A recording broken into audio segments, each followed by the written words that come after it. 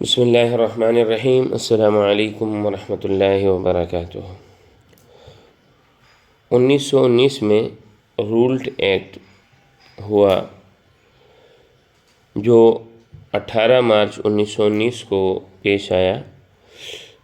مرکزی قانونی مشاورتی کونسل نے دہلی میں منظور کیا۔ سڈنی رولٹ نے یہ ایکٹ پیش کیا تھا۔ محض شک کی بنیاد پر کسی کو بھی جیل میں ڈال سکتے تھے اور بغیر عدالتی مداخلت کے 2 سال تک جیل میں رکھ سکتے تھے۔ اس ایکٹ کی وجہ سے قائد اعظم لیجسلیٹو کونسل سے مستعفی ہو گئے اور قائد اعظم نے گاندھی جی نے 6 اپریل 1919 کو تحریک عدم تعاون کی ہڑتال کی دھمکی دے دی تھی۔ قائد اعظم نے کہا کہ یہ کالا قانون ہے اور مہذب ملک کہلانے کے لائق نہیں ہے جس میں ایسے قانون ہوں۔ برطانوی حکومت نے ہندوستان میں سیاسی سزائیں دینے کے طور پر اس بل کو منظور کیا تھا، جس کی وجہ سے قانون کے خلاف نفرت کی آگ پھیل گئی اور 1919 میں لیجسلیٹو اسمبلی میں مسلمانوں کی 30 سیٹیں تھیں۔ اس ایکٹ کے خلاف جلیانوالہ باغ میں لوگ امرتسر میں جمع ہو رہے تھے تو امرتسر میں کرفیو نافذ کر دیا گیا۔ کافی لوگ بیساکھی منانے کی غرض سے بھی شہر میں آئے جن کو مارشل لاء کا علم نہیں تھا۔ یہ لوگ جلیانوالہ باغ میں جمع ہوئے تو اس کا صدر دروازہ بند کر کے جنرل ڈائر کے حکم پر ریجنالڈ ایڈورڈ ہیری نے 1650 راؤنڈ فائر کیے۔ 5000 لوگ وہاں موجود تھے۔ حکومتی اعداد و شمار کے مطابق 389 افراد شہید ہوئے اور مقامی افراد کے اعتبار سے 1500 لوگ شہید اور 1137 افراد زخمی ہوئے۔ یہ واقعہ 13 اپریل 1919 کو پیش آیا۔ جنرل ڈائر 1957 میں برین ہیمریج کی وجہ سے مر گیا۔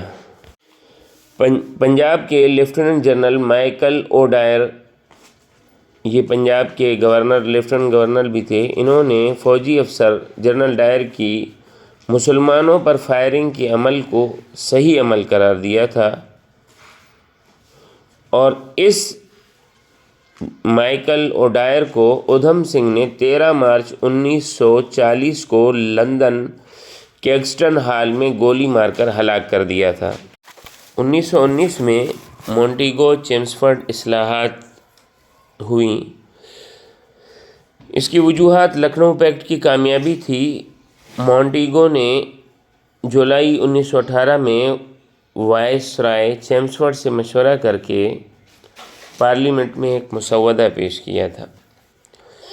اس کے درج ذیل نکات تھے کہ برٹش میں مرکزی اسمبلی کی جگہ 2 ایوانی مجلس قانون ساز متعارف ہو، جداگانہ طریقۂ انتخاب برقرار رہے، صوبوں اور مرکز کے اختیارات کو تقسیم کیا جائے، مرکز کو دفاع، امور خارجہ، کرنسی، ریلوے، کسٹم، ٹیلی فون میں قانون کی سازی، جبکہ صوبے کو صحت، تعلیم، آبپاشی، لوکل گورنمنٹ اور زراعت کے قانون سازی دی جائے۔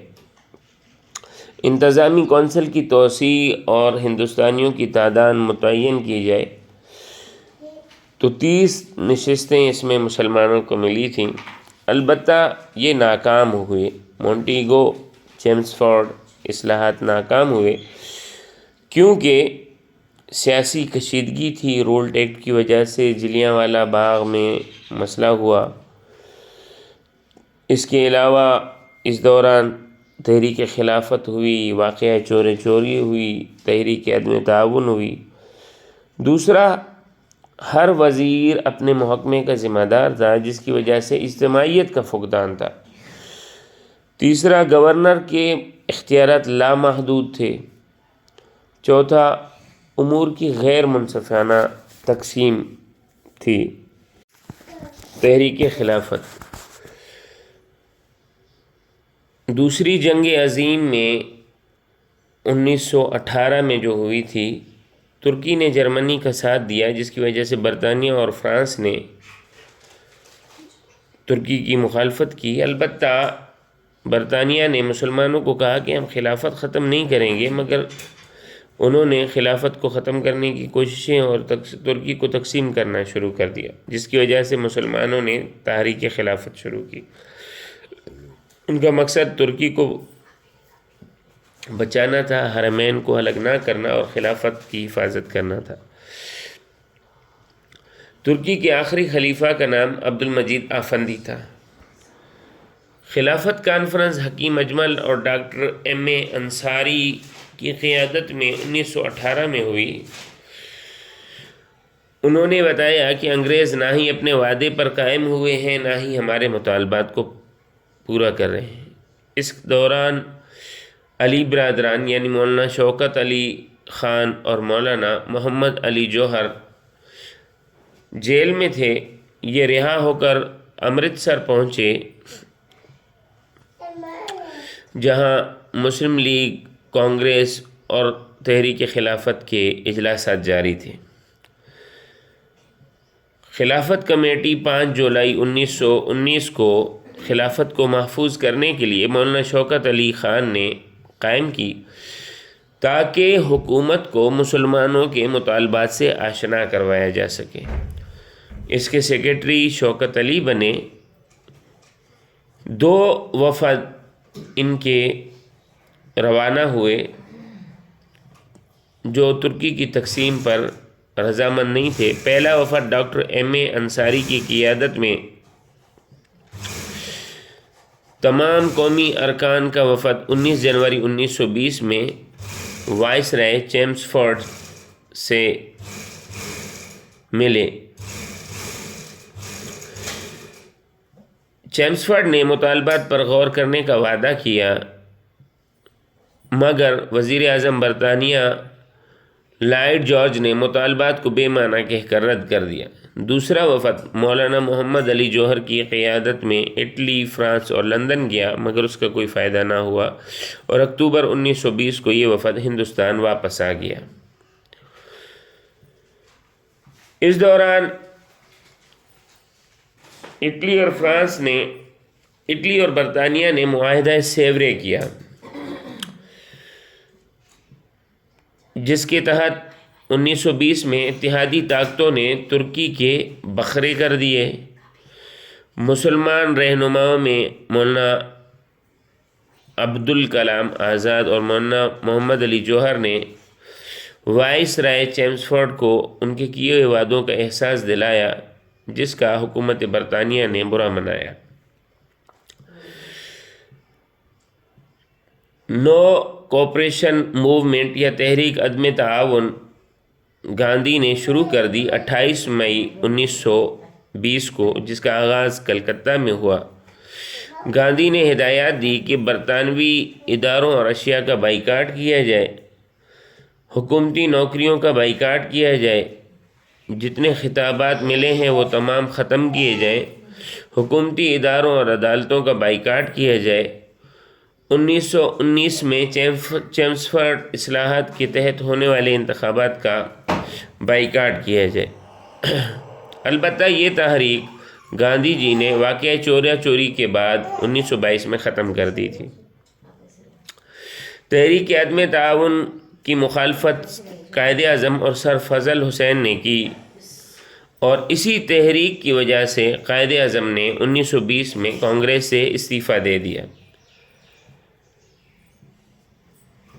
1921 میں علی برادران عوام کو متحرک کرنے کے الزام میں گرفتار ہوئے، جن کو 2.5 سال کی قید لگی اور کراچی جیل منتقل ہو گئے۔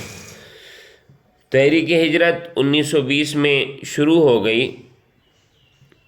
مولانا عبدالکلام آزاد اور مولانا عبدالباری نے انڈیا کے دارالحرب ہونے کے فتویٰ دیے، جس کی وجہ معاہدہ سیورے تھا،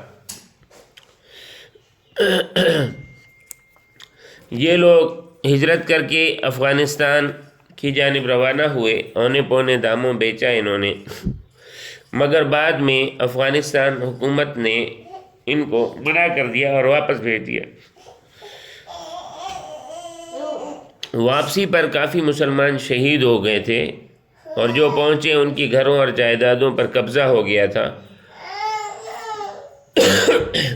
20 لاکھ مسلمانوں نے ہجرت کی تھی۔ اس دوران موپلا تحریک بھی 1920 میں ہوئی۔ مسلمان عرب قبائل جو مالاباد ساحل پر آباد تھے، خلافت کے معاملے پر انہوں نے احتجاج کیا اور تحریک خلافت کے مظاہروں میں شرکت کے لیے کیرلا کی تیاری کی۔ اس کے رہنماؤں کو گرفتار کر لیا گیا اور اس کی عوام پر حکومت نے فائرنگ کی، جس پر 400 لوگ شہید ہوئے اور ان کو مال گاڑی میں بند کر کے جیل کی جانب روانہ کیا گیا۔ راستے میں دم گھٹنے سے 61 افراد ہلاک ہوئے۔ 9 فروری 1922 کو اتر پردیش گورکھپور میں واقعہ چورا چوری ہوا۔ چورا چوری چھوٹا سا قصبہ تھا ضلع فرخ آباد میں۔ لوگوں کا جلوس تھا اور یہ گاندھی کی سول نافرمانی کا آغاز تھا کہ حکومت کو ٹیکس نہیں دیں گے، تو حکومت نے منتشر کرنے کی کوشش کی، جس پر 665 لوگ زخمی ہوئے۔ لوگوں نے غصے میں آ کر تھانے کو آگ لگا دی، جس کی وجہ سے 22 پولیس والے اور 3 عام شہری جل کر خاک ہو گئے۔ گاندھی کو اس واقعے پر بڑا دکھ ہوا اور اس نے تحریک عدم تعاون کو ختم کر دیا۔ 3 مارچ 1924 کو مصطفیٰ کمال نے عہد خلافت کا خاتمہ کر کے جمہوریت میں خلافت کو تبدیل کر دیا، جس سے تحریک خلافت خود بخود ختم ہو گئی۔ ان سالوں کے مسلمانوں پر منفی اثرات یہ پڑے کہ مسلمان تعلیمی اور سماجی اعتبار سے بدحال ہو گئے۔ البتہ کئی مثبت اثرات بھی پڑے کہ ہندو اور مسلم الگ ہو گئے۔ گاندھی کی حقیقت واضح ہو گئی۔ 2 قومی نظریہ جو سر سید احمد خان نے پیش کیا تھا 1868 میں، وہ مسلمانوں پر واضح ہوا۔ اسباب ناکامی تحریکات، رہنما گرفتار ہو گئے تھے۔ گاندھی کا دوغلا کردار تھا۔ کمال اتا ترک نے خود ہی خلافت کو ختم کر دیا تھا۔ لکھنؤ کا اتحاد ختم ہو گیا۔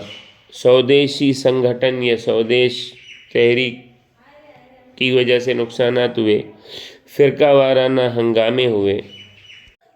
اس کے بعد قائد اعظم نے 20 مارچ 1927 کو تجاویز دہلی دی۔ تحریک خلافت کے بعد قائد اعظم نے ہندو مسلم اتحاد کی کوشش کی ہے اور 1927 میں مختلف ہندو مسلم رہنماؤں سے ملاقاتیں کی ہیں۔ موتی لال نہرو نے قائد اعظم کو کہا کہ فساد کی جڑ مسلمانوں کا جداگانہ انتخاب کا مطالبہ ہے، اسے ختم کرو۔ قائد اعظم نے کہا دیگر مطالبات مانیں گے، انتخاب والا نہیں۔ 20 مارچ 1927 کو جو تجاویز مسلم رہنماؤں کے مشورے سے ہندوستان کی قانون ساز اسمبلیوں میں مسلمانوں کی نمائندگی کے لیے پیش ہوئی کہ اگر کانگریس یہ مانتی ہے تو مسلمان انتخابات سے دستبردار ہو جائیں گے، تجاویز دہلی کہلاتی ہیں۔ یہ دہلی میں مسلمان قائدین کی کانفرنس میں مشورے طلب ہوئے تھے۔ پہلی تجویز تھی کہ سندھ ممبئی سے الگ صوبہ ہو۔ یہ تجویز 1943 میں لارڈ ڈلہوزی نے منظور کر لی تھی۔ دوسرا صوبہ بلوچستان اور سرحد مکمل صوبے ہوں اور ان میں صوبے کی اصلاحات نافذ ہوں۔ تیسرا، مرکزی قانون ساز اسمبلی میں مسلمانوں کو 1/3 کی نمائندگی ملے۔ چوتھا، ایسے مسودے پر بحث نہ ہو جس کی مخالفت 3/4 افراد نے کی ہو۔ پانچواں، تمام قوموں کو مکمل مذہبی آزادی ہو۔ چھٹا، مجالس قانون ساز کی نشستیں مسلمان اور ہندو آبادی کے تناسب سے ہوں۔ ان تجاویز کو موتی لال نہرو نے مسترد کر دیا تھا۔ اس کے بعد سائمن کمیشن آیا۔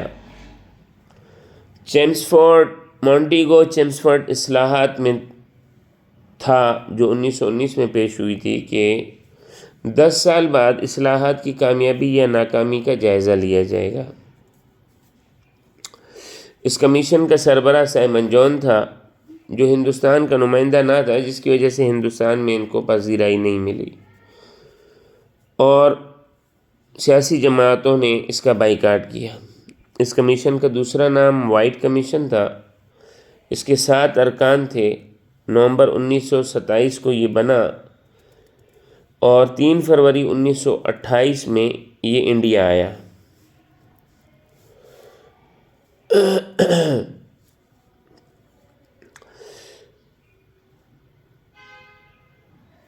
انیس سو 30 میں اس نے رپورٹ پیش کی جس کی 2 جلدیں تھیں، پہلی جلد سروے پر اور دوسری ریکمنڈیشن پر۔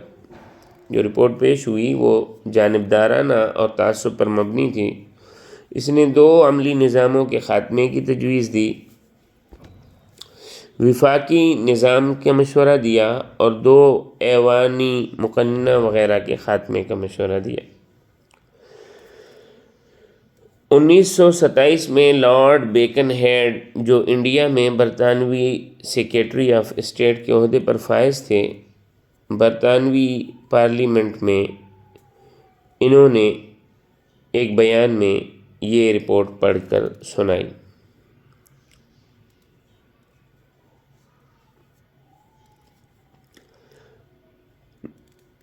لارڈ بیکن ہیڈ کے اس بیان کی روشنی میں کانگریس نے موتی جواہر لال نہرو کی صدارت میں آل پارٹیز کانفرنس کی تاکہ انڈیا میں مقننہ قانون یا متفقہ قانون تیار ہو۔ یہ نہرو رپورٹ سے تاریخ میں لکھی جاتی ہے۔ 10 رکنی کمیٹی تھی جس کے سربراہ موتی لال نہرو تھے۔ مسلم افراد سید علی امام اور شعیب قریشی ہے۔ نہرو رپورٹ کا دوسرا نام کونسلیشن فارمولہ ہے۔ 8 نکات پر یہ رپورٹ تیار ہوئی۔